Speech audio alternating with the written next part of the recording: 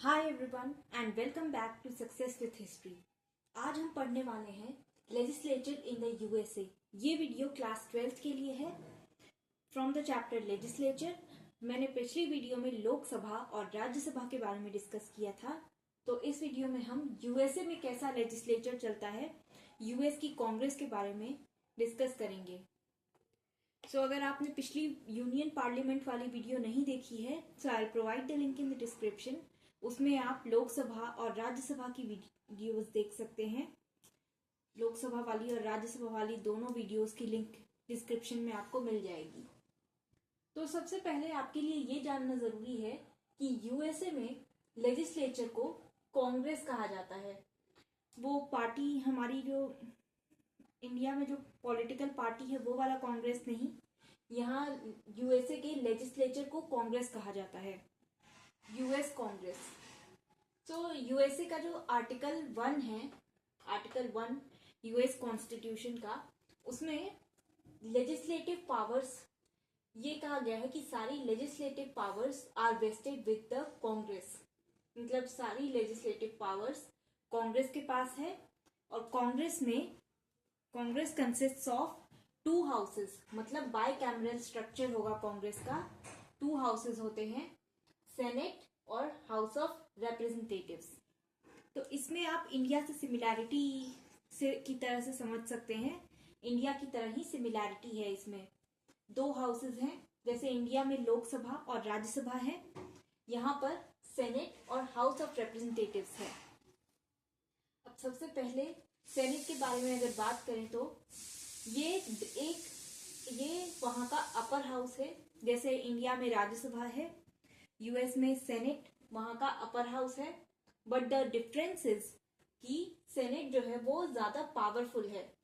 वो लोकसभा जैसे यहाँ पर लोकसभा पावरफुल है, राज्यसभा नहीं। लेकिन वहां यूएसए में सेनेट जो कि अपर हाउस है, अपर हाउस होने के बाद भी ज्यादा पावरफुल है। इनफैक्ट सेनेट को strongest second chamber in the world कहा जाता है। सेकेंड चैम्बर का मतलब अपर हाउस को सेकेंड चेम्बर कहा जाता है। तो Senate is also regarded as the strongest second chamber in the world. अब आप ये कंफ्यूज मत हो जाना कि सेकेंड स्ट्रॉन्गेस्ट, कई स्टूडेंट्स ऐसी मिस्टेक करते हैं कि second strongest chamber in the world, नहीं, strongest second chamber in the world ये है। सेनेट स्ट्रॉन्गेस्ट मतलब अपर हाउस है वर्ल्ड का स्ट्रॉन्गेस्ट अपर हाउस है। अब बात करते हैं हम स्ट्रेंथ की। तो सेनेट की स्ट्रेंथ 100 है, 100 मेंबर्स होते हैं सेनेट में। कैसे, किस तरह से? तो यूएसए के 50 स्टेट्स में डायरेक्टली इलेक्ट किए जाते हैं। यूएस के 50 स्टेट्स के मेंबर्स अपने अपने स्टेट से डायरेक्टली इलेक्ट करते हैं 2 मेंबर्स पर स्टेट। अब इसमें ये नहीं है कि छोटा स्टेट है तो उसमें से कम मेंबर्स इलेक्ट होंगे। जैसे हमारे इंडिया में होता है कि साइज और पॉपुलेशन के बेसिस पर ये डिसाइड किया जाता है कि कौन से स्टेट की कितनी सीट्स होंगी। But here in the USA यहाँ पर 2 मेंबर्स इररिस्पेक्टिव ऑफ साइज और एरिया ऑफ द स्टेट, यहाँ 2 मेंबर्स पर स्टेट इलेक्ट किए जाते हैं। एंड जस्ट लाइक राज्यसभा, जैसा कि हमारा राज्यसभा का है, सेनेट भी एक क्वासी परमानेंट हाउस है। मतलब यहाँ पर 1/3 मेंबर्स, ये सेनेट कभी पूरी तरह से डिसॉल्व नहीं होती। 1/3 मेंबर्स हर साल रिटायर करते हैं, 1/3 मेंबर्स रिटायर होते हैं हर बार। एंड विथ अ टेन्योर, मतलब 6 साल का टेन्योर होता है हर मेंबर का, और वो हर 2 साल में रिटायर होते हैं 1/3 मेंबर्स, 2 साल के अंदर में। अब बात करते हैं हाउस ऑफ रिप्रेजेंटेटिव्स की। तो हाउस ऑफ रिप्रेजेंटेटिव्स यूएस का लोअर हाउस है और ज्यादा पॉपुलर हाउस है, और इसमें भी डायरेक्टली इलेक्टेड लोग होते हैं। इसमें भी डायरेक्टली इलेक्ट किया जाता है मेंबर्स को। इसकी स्ट्रेंथ है 435। तो आप देख सकते हैं, you can see the difference की सेनेट में 100 और हाउस ऑफ रिप्रेजेंटेटिव्स में 435 है। और इसका जो टेन्योर है, जैसे हमारे लोकसभा का 5 इयर्स का टेन्योर है, बट यहाँ काफी कम टेन्योर है, केवल 2 साल का।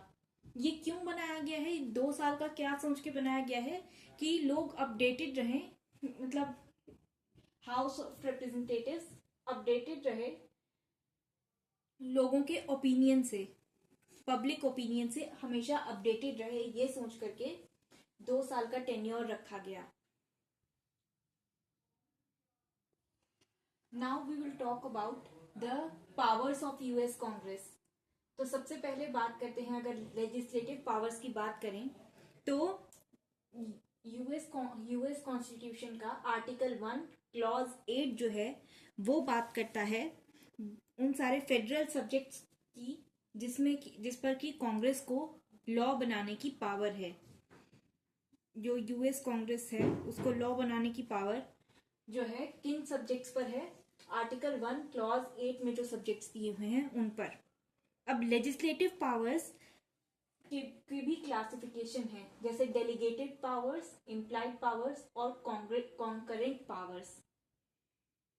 अब डेलीगेटेड पावर्स क्या है? वो पावर जो कि कांग्रेस को कॉन्स्टिट्यूशन से मिली हो, वो पावर्स जो कि कॉन्स्टिट्यूशन में लिस्टेड है कि कांग्रेस के पास होनी चाहिए, वो उन पावर्स को कहते हैं डेलीगेटेड पावर्स। और for example tax, power to tax, मतलब लोगों से टैक्स लेने की, टैक्स पर लॉज बनाने की पावर कांग्रेस के पास है। सो इन 18, तो इसमें टोटल 18 सब्जेक्ट्स हैं, 18 सब्जेक्ट्स लिस्टेड हैं कॉन्स्टिट्यूशन में, जिन पर की पावर, मतलब जिन पर लॉ बना सकती है कांग्रेस, जिन पर सेंट्रल लॉ बना सकती है फेडरल गवर्नमेंट। नेक्स्ट हम आते हैं इम्प्लाइड पावर्स पर, तो जो कि स्पेसिफिक नहीं दी हुई है, ये पावर्स स्पेसिफिक नहीं दी हुई हैं, बट डेलीगेटेड पावर्स को एक्सरसाइज करने के लिए इम्प्लाइड पावर्स पर अपने आप कंट्रोल आ जाता है। फॉर एग्जाम्पल, अगर लोगों को, मतलब टैक्स लॉज बनाने की पावर है, लॉ करेंसी को कंट्रोल करने की पावर है, तो ऑटोमेटिकली बैंकिंग इंडस्ट्रीज पर भी सेंटर का कंट्रोल रहेगा, कांग्रेस का कंट्रोल रहेगा। बैंकिंग इंडस्ट्रीज पर को भी कांग्रेस रेगुलेट कर सकती है। नेक्स्ट आते हैं कॉन्करेंट पावर्स पर, तो ये वो लॉ मेकिंग पावर्स हैं जिस पर सेंटर और स्टेट दोनों ही लॉज बना सकते हैं। सेंटर भी लॉ बना सकते हैं और स्टेट भी। एक और पावर्स होती हैं, एक और पावर है रेसिडुअरी पावर। रेसिडुअरी पावर्स जो है यूएस की, उन पर लॉ बनाने का हक स्टेट गवर्नमेंट को है। सेंटर उस पर लॉज नहीं बना सकती, सेंट्रल गवर्नमेंट उस पर लॉज नहीं बनाती है, स्टेट गवर्नमेंट जो रिस्पेक्टिव स्टेट्स हैं वो लॉज बनाते हैं। अब बात करते हैं हम एग्जीक्यूटिव पावर्स की। यूएसए में एग्जीक्यूटिव पावर्स प्रेसिडेंट के पास होती हैं, यूएस प्रेसिडेंट के पास होती हैं, बट सेनेट के पास भी कुछ पावर्स हैं, अपर हाउस के पास, सेनेट के पास भी कुछ पावर्स हैं। जैसे प्रेसिडेंट जो भी अपॉइंटमेंट करते हैं, किसी भी ऑफिसर की अपॉइंटमेंट जो होती है उसे सेनेट के अप्रूवल के बाद ही माना जाता है, इफेक्टिव होती है वो। सेनेट के अप्रूवल के बाद ही कोई भी अपॉइंटमेंट इफेक्टिव होती है। ट्रीटी को भी सेनेट रैटिफाई करती है बाय 2/3 मेजॉरिटी, तभी वो इफेक्टिव होती है। ट्रीटीज भी ऑपरेट करना स्टार्ट करती हैं after being ratified by senate with 2/3 majority. और कांग्रेस के पास, सिर्फ कांग्रेस के पास ही, प्रेसिडेंट के पास नहीं, सिर्फ कांग्रेस के पास ही राइट है टू डिक्लेयर वॉर, और एग्जीक्यूटिव डिपार्टमेंट्स को क्रिएट करने की पावर भी कांग्रेस के पास है। एंड कांग्रेस कोई भी चाहे तो इंफॉर्मेशन, कोई भी एग्जीक्यूटिव डिपार्टमेंट से, इन डिपार्टमेंट से कोई भी इंफॉर्मेशन या रिपोर्ट जब चाहे तब मांग सकती है। एंड इन्वेस्टिगेटिंग कमिटीज भी कंस्टिट्यूट कर सकती है फॉर इन्वेस्टिगेटिंग गवर्नमेंट डिपार्टमेंट के काम को, कभी भी उन्हें गवर्नमेंट किसी भी डिपार्टमेंट के काम को इन्वेस्टिगेट करना हो तो कांग्रेस इन्वेस्टिगेटिंग कमिटी क्रिएट कर सकती है। एंड ये पावर जो है वो कांग्रेस को इस व्यू से दी गई है कि ताकि वो प्रेसिडेंट के मिसयूज ऑफ पावर को चेक कर सके, ये देख सके, ये चेक कर सके कि पावर प्रेसिडेंट अपनी पावर का मिसयूज तो नहीं कर रहा। Talking about the financial powers, तो कांग्रेस को यूएस का कस्टोडियन ऑफ फेडरल फाइनेंस कहा जाता है। क्यों? क्योंकि कांग्रेस के पास ही टैक्स करने की पावर है, पावर टू टैक्स है, बजट पास करता है कांग्रेस ही, और रेवेन्यू को भी कांग्रेस ही अप्रोप्रिएट करता है। और प्लस जो यूएस बाकी स्टेट्स को फॉरेन एड प्रोवाइड करता है टाइम टू टाइम, उसका भी क्वांटम कांग्रेस ही डिसाइड करती है। मतलब कितनी क्वांटिटी में एड प्रोवाइड किया जाएगा, किस क्वांटिटी में प्रोवाइड किया जाएगा, नीड्स को देख करके, और जितना वो प्रोवाइड कर सकते हैं, यूएस जितना प्रोवाइड कर सकती है, ये चीज़ कांग्रेस ही डिसाइड करती है।